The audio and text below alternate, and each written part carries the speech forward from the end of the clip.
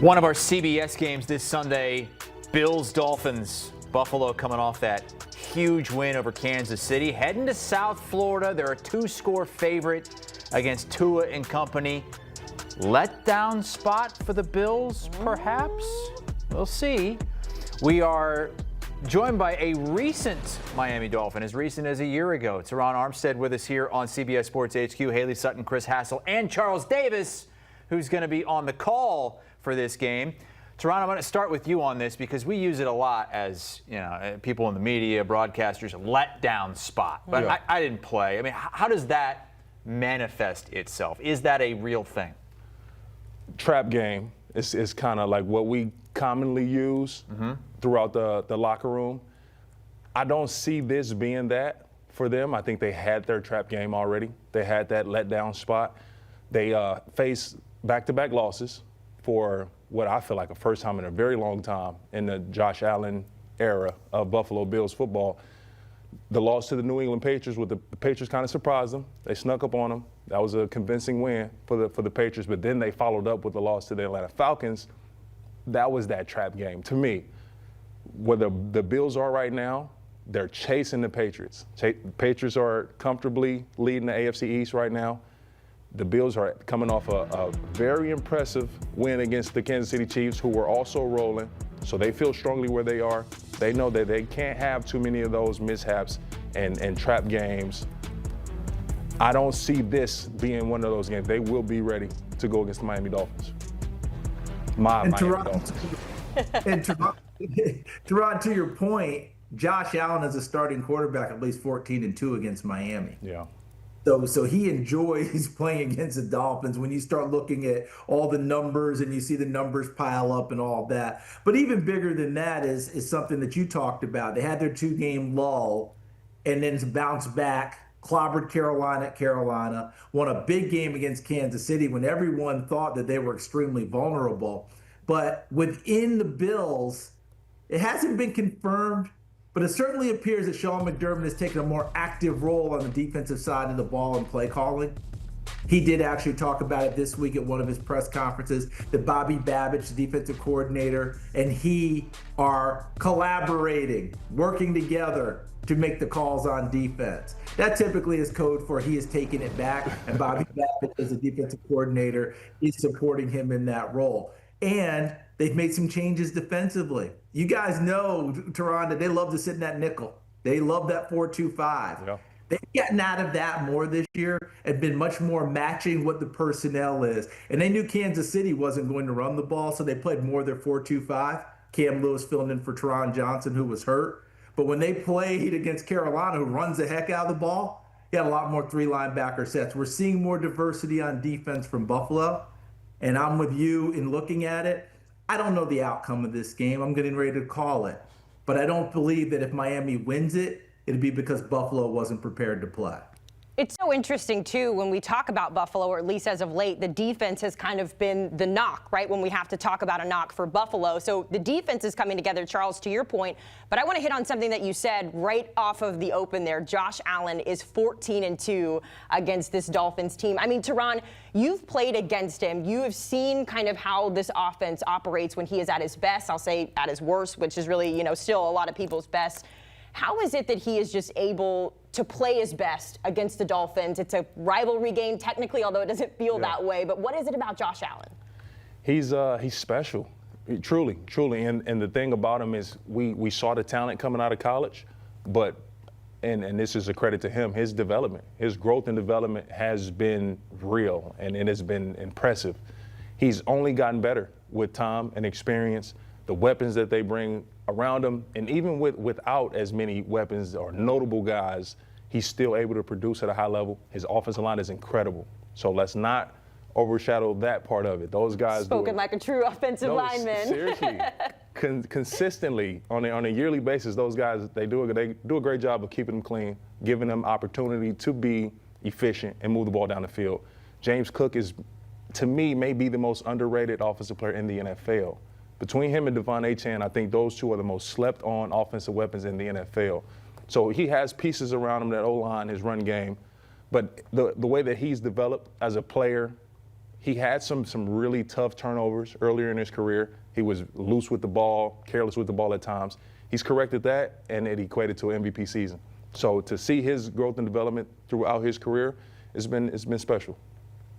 Terron, you just jumped right on it. This season, 20 touchdowns, only 5 giveaways, 3 giveaways all of last year, I believe it was, for Josh Allen. He's really curbed the giveaway problem that he had during his career. But let's go back to what you talked about. And let's go ahead and acknowledge it since the big place. Dawkins at left tackle. Edwards at left guard, McGovern at center, Torrance at right guard, Brown at right tackle. That is formidable wall. That is a big blue wall when they're home blue jerseys. And Josh Allen and crew, they're able to apply their trade because those guys keep them clean enough in order for James Cook to run it and catch out of the backfield, Josh Allen to throw it downfield, and then for Josh Allen to do Josh Allen things. So we're pretty sure what we're going to get from Josh Allen and the Buffalo Bills. Miami, week to week, you don't necessarily know, and now this week, you fire your GM, but Mike McDaniel is still there. I mean, I know you know and are close with a lot of guys in that locker room. What can that do to a team? It has to be that spark, that energy. You want to see a response. You get a big move like that, you lose a GM, you lose a coach, you change quarterback, things like that. You want to see immediate response. You want to see a spark. So I think Miami will come out with an energy that's high. They play with an intention to go out and get a win, get a convincing W against a team that we haven't had a great history against. It is that time. The departure of Chris Grier, it opens eyes. You know what I mean? He was the guy that formulated and created this roster. He was the boss. So you see the boss be removed. Everyone should be on alert that the seat underneath you is warming up. Yeah, bottom line is they're coming off a mini open week after a clunker of a ball game, and it really was only one half of a clunker. Because in the first half, they played Baltimore on at least even terms and had an opportunity to go into the half ahead. Stats were better. They were limiting them in the run game. But in the second half, Lamar Jackson shook off the rust. Derrick Henry became Derrick Henry again. By the way, he hadn't fumbled the ball in a long time, folks. So look out if you're playing Baltimore. And then you just continue on from there. And by the time the game was over, you saw a dispirited Dolphins team. Can they bounce back, as Terron said? Can they answer the bell now knowing the GM is gone? The head coach, that's a tough situation for him. But let's be honest about it. That head coach has gotten the best play out of Tua Tagovailoa in his career. They're counting on that happening again. And I realize that they've had 6 points scored in 2 of the last 3 games, right? 6 points, came back, though, and put up 34 on the road against Atlanta, and then 6 points again against Baltimore. They are maddeningly, consistently inconsistent. That has to change for them. Just kind of a roller coaster down here in South Florida, like the weather. You never know what you're going to get. Just staying on the Dolphins and the trade deadline and kind of what we expected, it almost felt like after removing your GM, it would be a fire sale, like what we saw with the Jets. However, they only move on from Jaelan Phillips. He is now an Eagle. There were some conversations about other players moving. What did you think about the Dolphins' plan to this point, the players that are still in the locker room, and then you partner that with, to Charles' point, the fact that Mike McDaniel is still expected to be the head coach? Yeah, with the Dolphins' approach to the trade deadline, it's like I never wanted to be in a team or an environment where we're conceding a season, where we're tanking. That's not the reason why you put the cleats on and play this game. So for the Dolphins, also you never know when it's your last play. Sure. So you're in a season where you guys have accepted the tank, and you have a catastrophic injury, a tragic injury, and you never play the game again, and you go out that way. That's just not how I ever saw the game. For the Dolphins, they feel like they have enough pieces in place of their foundation that they can build from. The Jets situation is different. This is Aaron Glenn's first year. He's been there for 6 months. He's trying to create a roster and create a culture that he feels comfortable, that he can win and build with.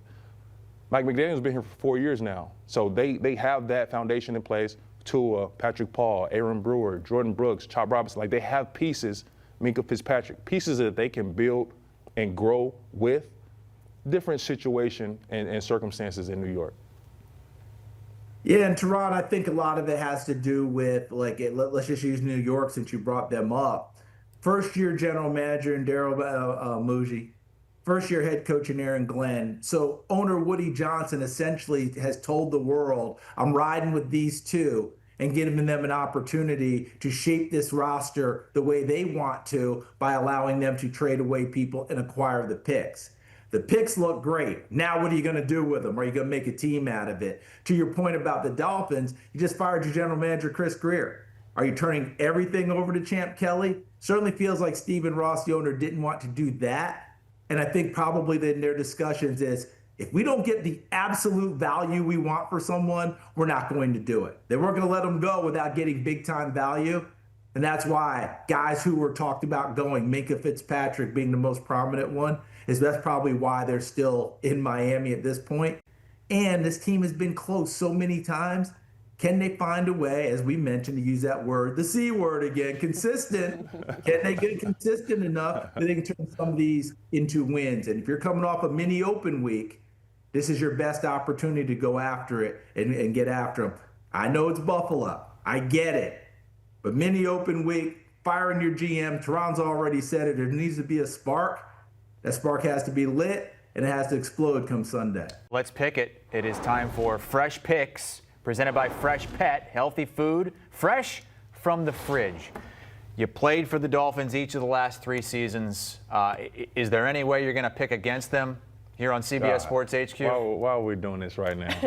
Why are we doing this right now? Listen, it's tough. It's tough. The Bills, where they are right now, coming off that win with Kansas City, having their trap game already, the changes that they have made, the way the defense is looking, it's nearly impossible to go against them. But I'm a guy that goes against the odds, my good friend. So I'm going Buffalo Bills. Call me a homer, call me what you want. Fans up, baby. Oh. I'm going with the Dolphins. I'm going Dolphins in an upset that can really ignite the team, not maybe playoff aspirations but really set a standard of this is the style and the type of football we want to play regardless of the circumstances, regardless of where we kick the ball off. This is the type of football we will play moving forward. I'm taking the Dolphins. Well, listen, I was at the last round in Buffalo where they were, an interception short of the upset on visitor soil there. So anything is possible. Terron, we are excited. Charles obviously will be on the call for this one, so no game pick from him, but we are so excited for both of you guys. Terron, thanks so much for hanging out with us here on CBS Sports HQ. Here's a look at your upcoming schedule on CBS coming up on Sunday. Of course, we've talked about so many of these teams. The Bucs back in action, fresh off their bye, taking on the Patriots, who have been so good this season. In that late window, very interesting. Jacoby Brissett going against Sam Darnold and the Seahawks, all on CBS and streaming on Paramount+.